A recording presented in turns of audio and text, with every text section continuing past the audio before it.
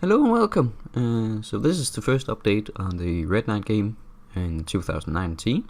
We've had a few updates that were kind of private on the Discord server throughout the summer of 2018 up to the winter. And then we kind of went silent, but that's not bad. So yeah, let's just get into it. So firstly, the biggest change is probably that we started over from scratch. Yeah. That sounds like a bad thing, but it's actually real good. One important thing to know when developing games is when to start developing the game and when to start over developing the game. So we're doing a new formula, and that's why we basically started over. Because with this new formula, we can't really use the old assets and there's a lot of cleanup to do. So it was easier to just start over, start developing the basic features and then developing from that. So that's what we're gonna do. So instead of just listing off what we've actually made, I'm gonna show it to you. So let's just get over to the gameplay. So this is endgame, and the first change here is our new shader.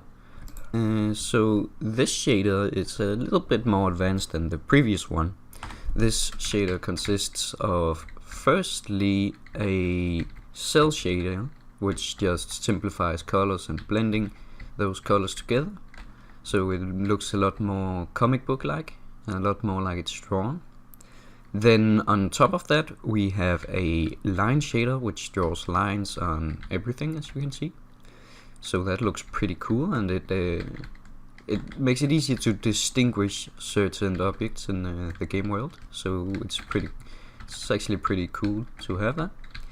And the last one is printing dots. They're not extremely visible, but if you look closely you can see there's these dots on the skybox and stuff. So that's just to enhance the visuals a little bit.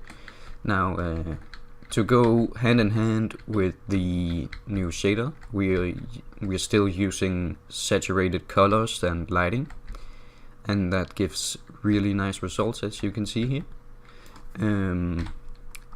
This shader also works with reflections, as you can see. It works with screen-based reflections, so we can both see it on the player character, but we can also see it on this shiny chunk of metal. So it's actually a really good shader, and I think this will be probably the final version of the shader. I don't see us making a lot of changes to it. It looks pretty good as is, but we might make some changes. So let's just get into the main part of the gameplay. So we've got a new climbing system, which is coded from scratch, and it's a little bit buggy still, and it's very simple. It only allows for ledge climbing like this, but we are planning on having wall running, and we're planning on having different types of climbs, and it'll be pretty good. Now you can also just run to ledges and grab them, and the second biggest feature now is gliding, the new gliding system. This also lacks animations, as you can see, and when hanging from a ledge you don't have to climb it, you can also just drop down.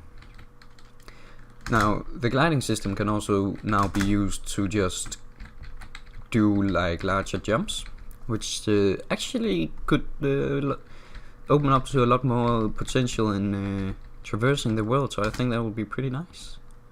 Now the climbing system works with all kinds of ledges. It doesn't only work with boxes, it also works on cylinders, and also works on rotated edges, as you can see. So it's a pretty decent system. Now it'll need a lot of work still, and so will the gliding system. And there's a lot of bugs that needs fixing and changes that I want to be made. But it's pretty solid so far. So it's a good start. So yeah, that's basically what we've made in the last week or so. So yeah.